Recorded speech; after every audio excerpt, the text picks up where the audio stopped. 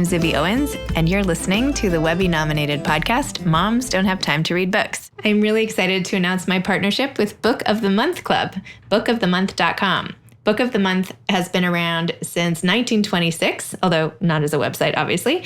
And each month you can pick from the 5 books that they think are the greatest, which are their books of the month, and you can pick the one you want the most, and they'll send it to you.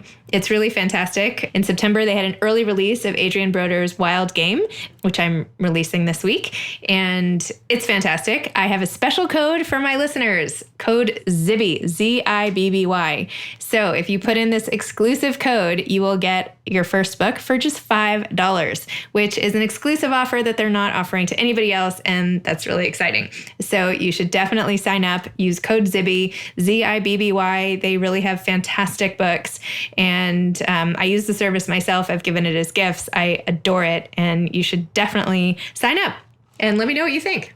I'm really, really excited to be here today with Tui Sutherland, who's the author of the New York Times and USA Today bestselling Wings of Fire graphic novel and young adult series, the Menagerie trilogy, and the Pet Trouble series. She's also a contributing author to the bestselling Spirit Animals and Seekers series. Combined, she's written 40 books for children and teens. Originally from Venezuela, Tui grew up in Paraguay, Miami, the Dominican Republic, and New Jersey. A graduate of Williams College, she currently lives in Massachusetts with her husband and 2 sons and 2 dogs. So welcome to Tui. Thank you. Thank you so much. I'm so excited to be here. And I have a guest interviewer with me today. My son, Owen, will be interviewing Tui with me because he is the one who is obsessed with your books and has been begging me to buy each graphic novel of the Wings of Fire series as it comes out, pre-ordering everything, and was like, do you think you could talk to her? So this is my gift to Owen today and everybody else listening. So that's awesome. So before we even get into your Wings of Fire books, you were a 2-day champion on Jeopardy in 2009. Let's just talk about that because that is so cool. Tell us all about that. How did you get on Jeopardy and what was it like being a 2-day champion? That's the coolest thing ever. Sure. Oh my God, it was so much fun. I just wanted to stay. After I lost the 3rd game, I was just like, you don't have to give me any more money. Can I just stay here and keep playing? Because it was just amazing. So it was one of those things that I'd always wanted to do. My grandparents, whenever we visited them in New Hampshire, they watched Jeopardy every single night. Like they had their little TV trays and they would watch Jeopardy. And so it was part of my childhood. I just felt like it was this really important thing in life. And I always wanted to go on it. And then I got married in 2007 and we started talking about having kids. And I was like, well, I have 2 things I want to do before I have kids. And one is go to India and the other one is be on Jeopardy. And so I looked into it and how the whole process worked. And it turned out that you could take a test online. And that's the first step in the process is they a few times a year, they have this online test you take. And if you score well enough on the online test, they give you a call or an email and they invite you in to take one in person. So they have talent scouts that go around and so they had one, a session in Boston where you go in and you take another test kind of along the same lines. It's Jeopardy-ish questions. And then they also have you get up and play a couple of pretend games just to basically make sure you can make sentences and remember to answer in the form of a question, that kind of thing. So that was really fun. And then I didn't know what would happen. I just kind of waited for a while. And then they call you and say, all right, you have 3 weeks. Can you be in California in a month, basically? And I was, yes, so excited. And I started studying. Wait, how do you study for Jeopardy? Yeah, well, for me, there was a lot of things that I think you have to have faith that you know what you know. But there were certain things I knew that I could learn in that time, all the capitals of the world, the presidents in order was actually really helpful because a lot of times the question would be something like this 16th president, blah, blah, blah, blah. You don't even need to hear the rest of the question. If you can remember that that's Abraham Lincoln, right? I can't do it all now, but I was for a while. I could name all the presidents in order and kind of vaguely what time period they were. Because it was in 1848, this president, then you'd be like, okay, that guy.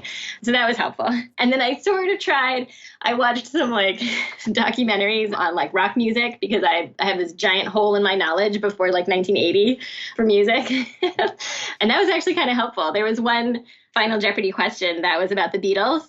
And I had actually just been watching a documentary that morning in the hotel room, and I wouldn't have gotten it right otherwise. Oh my gosh. Was it as exciting as you had hoped it would be to be on the show? Yeah, it totally was. Everyone there is so nice. Oh my God, all the people backstage are just like wonderful and having a lovely time and super welcoming.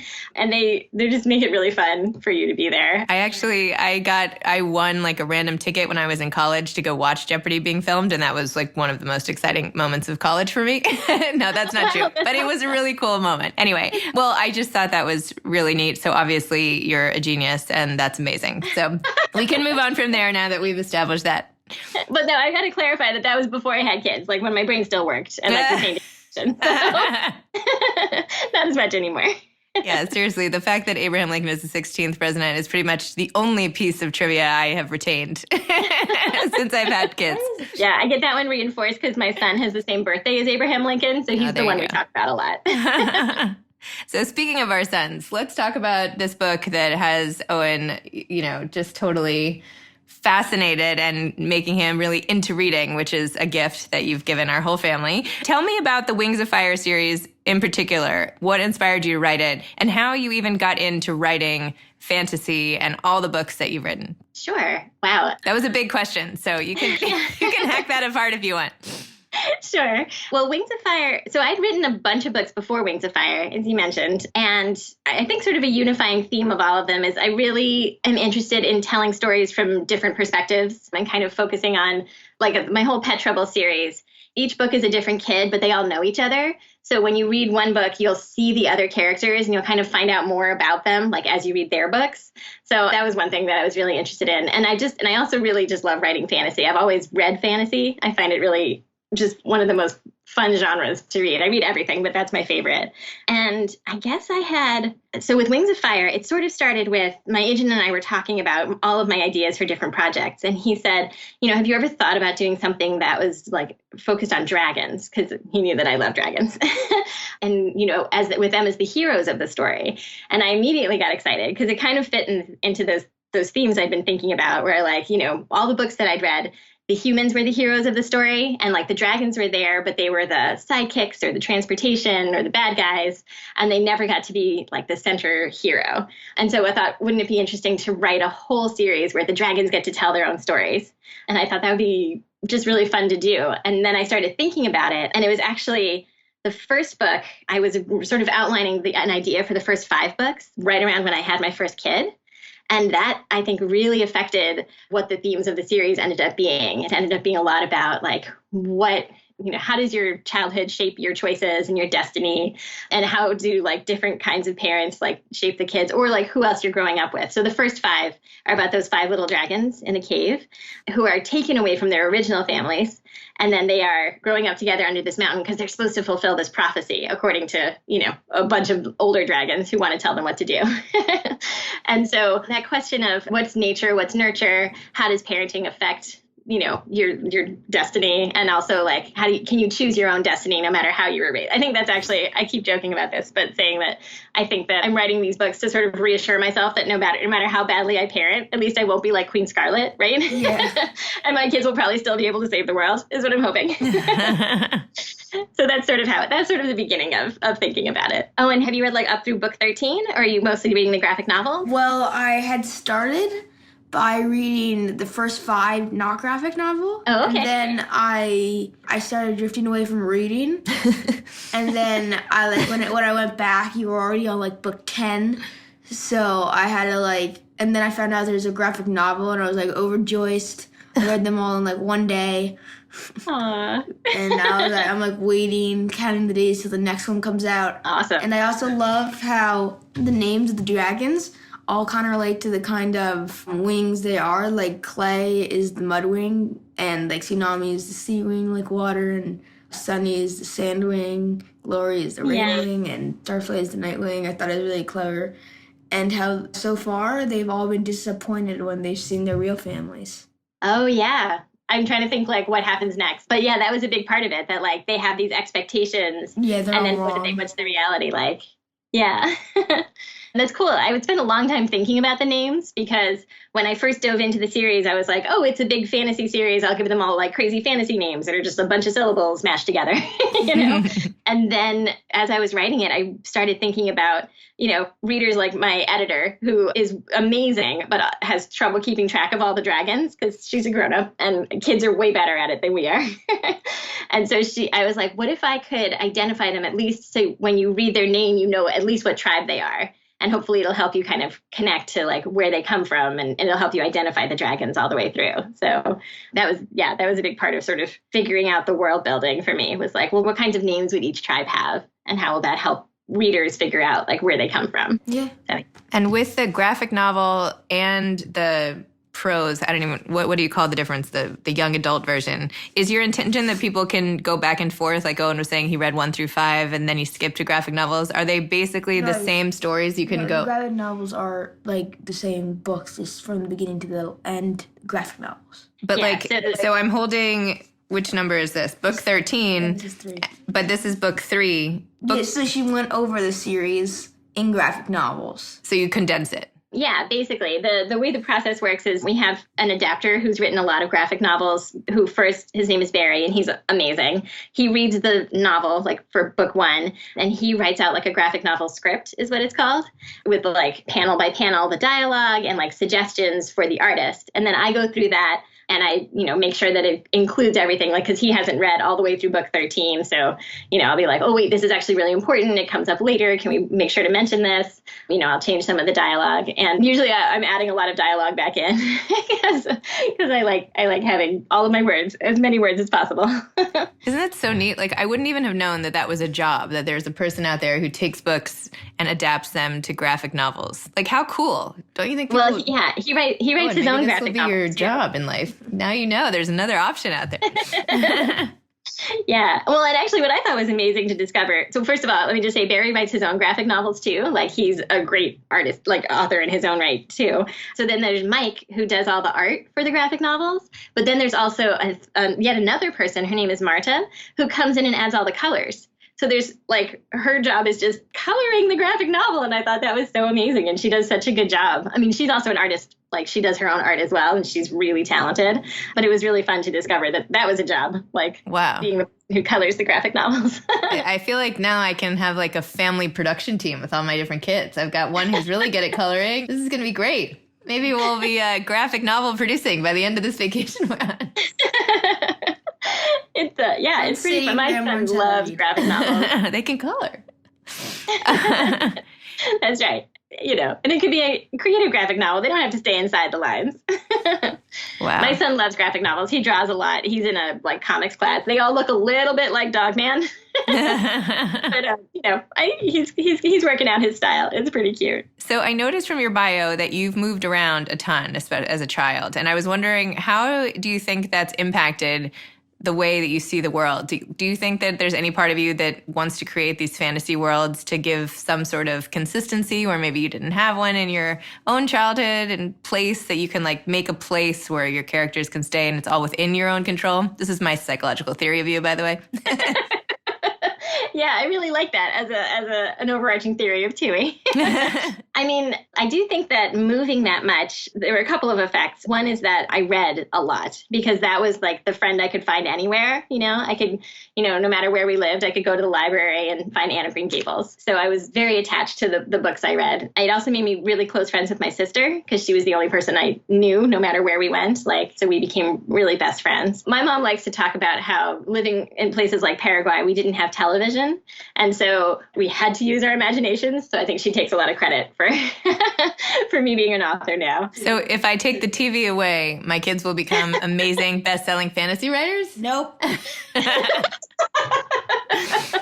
So that's my mom's theory. I don't know that I agree, because right now I'm a huge TV fiend. Like, I watch so much TV. And I actually love watching TV with other people, like my husband or my kids, and talking about it, because I feel like you can learn a lot from storytelling, like about storytelling and structuring stories from TV. I mean, I feel like I wouldn't be the writer I am right now if it weren't for Buffy the Vampire Slayer. That was my show, and I loved it so much. And I think it shaped me in terms of like serious topics, like relatable characters, but also really funny. Like those sort of that kind of combination that it did so well, I think is partly like what I'm going for really in my own writing. But yeah, I think moving a lot, it did make us have to like create our own sort of world wherever we went. Kari and I both, we did a lot of imaginative play and a lot of reading. So. And you've actually collaborated with her to write the whole Menagerie trilogy as well. So tell me about, how is that process? How do you feel about, it sounds like for the graphic novels, you're also collaborating with lots of people. It's a huge team effort, but what's it like writing with your sister like that?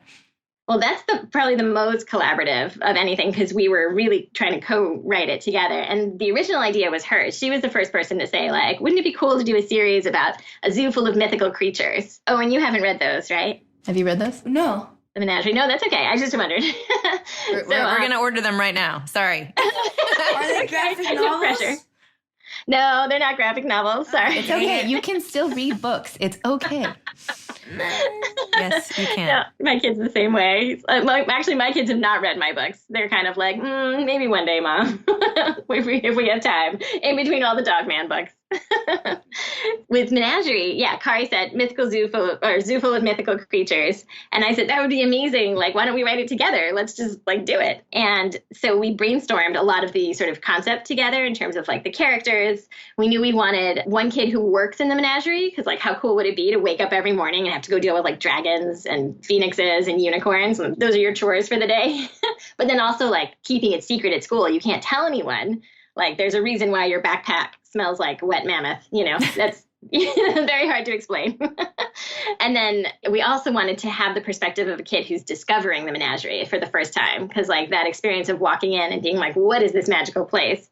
And actually it starts with him finding one of the griffin cubs under his bed because they've escaped from the Menagerie, and Zoe is trying to get them all back, and Logan manages to help her do that. So we kind of worked that out, and then we had some big mysteries.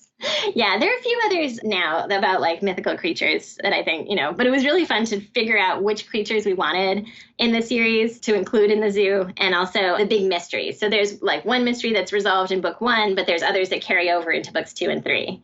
And for the actual writing process, mostly I would write something and send it to her, and she would edit it. She was an editor at the time as well. She was an editor for a long time in New York City, and she has incredible instincts. And now she's an agent, actually, and she's wonderful. I mean, I think she's the best. So I will be calling her after this. No, I'm kidding. You totally should. No, I'm kidding. She's very cool. And I mean, she mostly works in young adult. She has a lot of cool young adult authors that are coming up. But it was really fun to work with her and figure out like how the mysteries would develop. And whenever I got stuck, I could call her or like G-chat her, and we could figure out the mystery together. That's so cool. So, yeah, it was a fun process. So let's talk about names for a second. So first of all, your name Tui is actually a bird in New Zealand. Is that right? Your mom named you after some bird. How do you feel about that? Because I've like had kind of a rough time growing up as Zibby and having to explain that name, because you always have to spell it, and it's sort of a pain, and no one's heard of it. Have you had? And do they always ask if it's short for something? Right. Yeah. What is it? Well, my name is short for Elizabeth, but. Oh, okay. I get that all the time, and mine's not short for anything. So I always have to explain, no, it's not. Yeah, it's a kind of bird. I guess actually what's interesting is my parents knew another Tui. That was where they got the name from, in Venezuela somehow. And I think they just liked the sound of it. So it is definitely like, especially at loud parties, it's the worst when you're like trying to yell your name in somebody's ear. They're like, Julie. And you're like, no, that's not. Well, okay, fine. Let it go.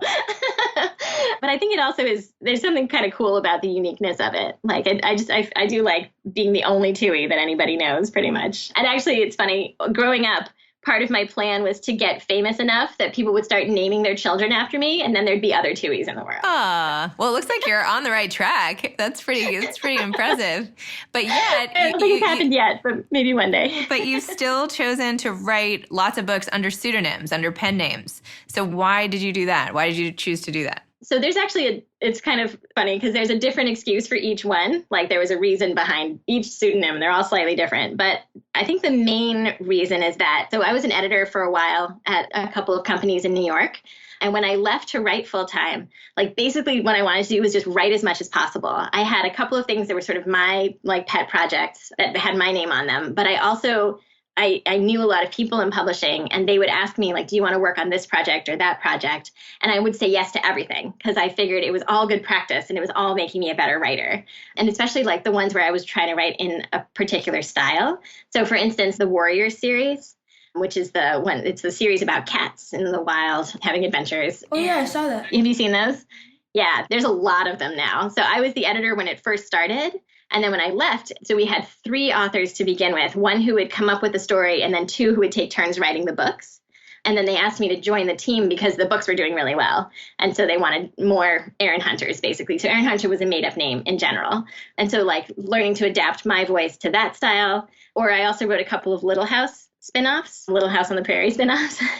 So that was my favorite series as a little girl. Obsessed. Really? Yes, obsessed. Oh, yeah. It's so cute. It was really fun working on them because I got to do all this research about like the real Laura and the real Nellie Olson and Almanzo and what happened to him, because one of them is about what happened to Almanzo between Farmer Boy and when he meets Laura. And so doing all the research for that was amazing, and also made me realize like Laura had left me all these problems because she changed a bunch of things in Farmer Boy, like the ages of all his siblings. And so in order to make things make sense in the rest of his life, I had to stick with what was in Farmer Boy, but like they were all the wrong age. Oh no. It was little things like that, but it was really fascinating. And also like I think actually Laura Ingalls Wilder has a very different like voice than I do, certainly. Like it's simple, and it's a lot of like physical descriptions and not a lot of like, witty banter between like dragons. Like it's just a very different kind of style. But I think I learned a whole lot from trying to adapt my voice to hers for those 2 books. Like I think it made me a better writer to get to practice in all those different styles. And so for that one, they asked me to come up with a pseudonym that would be shelved next to Wilder on the bookshelf, so that I needed to come up with a last name that started with W-I-L. Huh. And so I picked Williams because that's where I went to college. And then the first name, I said maybe Tamara, which is my middle name. And they were like, do you have anything that sounds a little more like Prairie Girl? So I went with Heather because it's my sister's middle name. Awesome. So that's just a couple of them. But basically, I think the main reason I would say is that I was just saying yes to all these projects as sort of like practice for my writing. And so it ended up that a lot of them involved pseudonyms. So where do you write? Where and when do you write now? Do you go somewhere to write? Do you write in your own office? Am I looking? We're on Skype now, but yes. I'm like looking at the back of your office. Is this where all the magic happens? I was going to say, yes, exactly. I don't know if this is interesting for you, Owen, but this is the office where I work. You can see I have like bookshelves with some of my favorite writing books I'm planning to read. My own books are up there, and some of my favorite books back here. And then over my desk, I have like copies of the covers so that I can look up and think about like dragons. And I have the map right in front of me as well. And I find the map really useful, sort of like as I'm figuring out like, oh, where are they and how are they going to get to where they're going. If you need any help with anything, just call me. That's awesome. If you ever need anyone to proofread your reading before you give it out, just give me a call. Okay. Excellent. I love your books like a lot. Aww. Your books are amazing. I want to wait till like all of them come out. Thank you. So if you've just actually read books 1 through 5, the next one that's coming out, it's not book 14. It's a book that's set during books 1 through 5. It's kind of going back to that same time period. Which one? And it's all about the Which one? It's coming out. But which time period? Like, what's it about? It starts around about when it's like right before the prophecy starts, and then it goes all the way through to the end of book 5. Yeah, and it could be a little more around there. Yeah, I think that's a good idea. And it's sort of like you don't have to have read the other books to read this one because it's a standalone. And actually, this one is from the point of view of the humans. Yeah, I feel like I should go back and start reading them now. What is this one going to be called?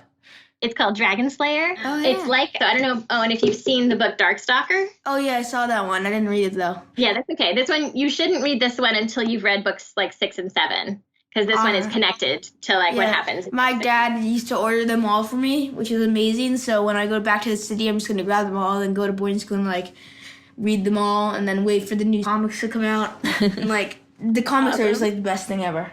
Thank you. I'm actually so excited. At school, the teachers used to always give us books and I hated them. So it drifted me away from reading. And then I finally found Wings of Fire, and then it got me right back into reading. Oh, that's awesome. And the comics I do came think out. that's like So- I think that's the hardest thing about like school reading, like assigned reading. Yeah, it's terrible. If you don't love it, if they don't let you choose what you want to read, then It's terrible.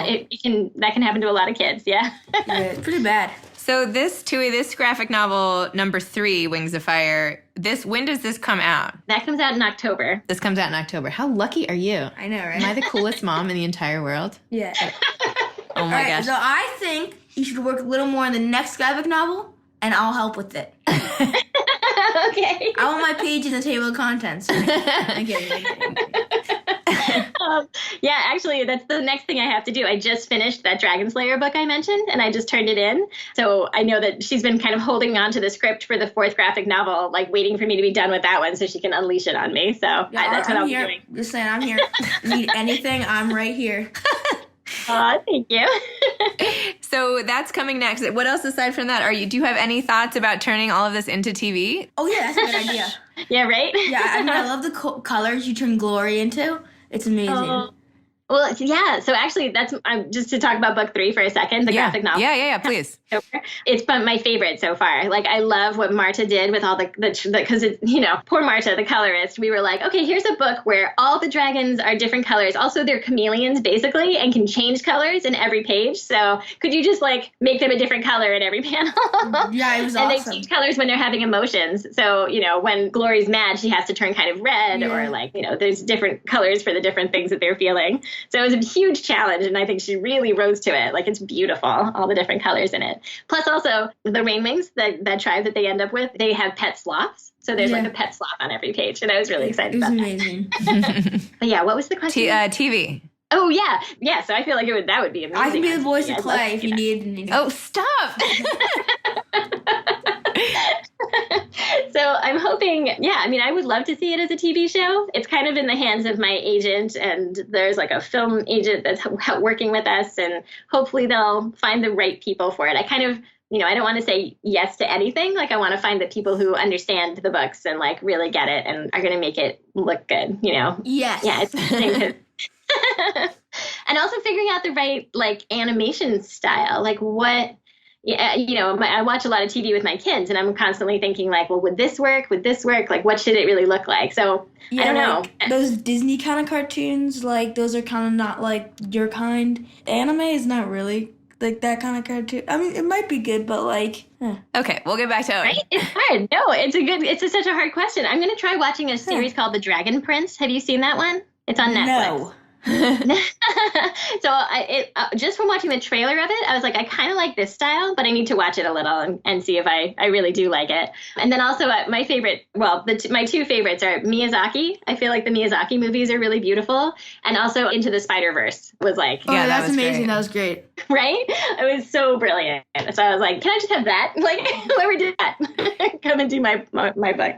So I'm sure they're not busy. We're almost out of time, and Owen has to get to camp, and we're almost out of time for the podcast. Do you have any advice to aspiring authors? Oh, wow. Yeah. I mean, so I feel like I have so much advice, but I don't know how much of it is useful. How For about me, pick one piece of useful advice? I guess I feel like the most useful advice is to just find what you love about it and like keep going back to that. I think that, for me, whenever I get stuck on a book, I have a document full of notes, and usually at the top of it, I've written kind of the main things I want to focus on. There's like how I want the character to change, and what I feel like theme is such a like woogly word. Like, it doesn't convey quite what I'm trying to go for, but like, what are the questions that I'm exploring? So in like the new books, in sort of my in books 11 through 15, but I've only written 11 through 13 so far, it's really about like, can you empathize with the bad guys but also resist the bad guys? So there's a lot of trying to figure out, like, is this character too empathetic? Is this character too fierce? Like, can you be too fierce when there's bad guys you're dealing with? Or too empathetic if you're just that kind of dragon? Can you save the world if you're a Hufflepuff instead of a Gryffindor? That kind of thing. So. Awesome. Well, Tui, thank you so much. Thank you for all this time. Thank you for sending us this book early and making Owen's entire summer. And thanks for talking books. Yep. We are going to order book 6 as soon as we hang up here on the way to camp. Oh, you have it. Oh, he has it. Okay, never mind. Bye. All right. Well, thank you again for everything. I really appreciate it. And hopefully we'll meet you in person soon. Bye. Stay in touch. Bye, Tui. Thank you. Bye. Thanks again for my new partnership with Book of the Month Club, bookofthemonth.com. Use code ZIBBY, Z-I-B-B-Y, to get your first book for just $5 and sign up for this really fantastic subscription box service. Thanks for listening to Moms Don't Have Time to Read Books. You can follow me on Instagram at Moms Don't Have Time to Read Books. Thanks so much to Steve and Ryan at Texture Sound for the sound editing. And thank you to Morning Moon Productions for providing this fantastic intro and outro music. Thanks for listening. You can always email me at zibby@zibbyowens.com.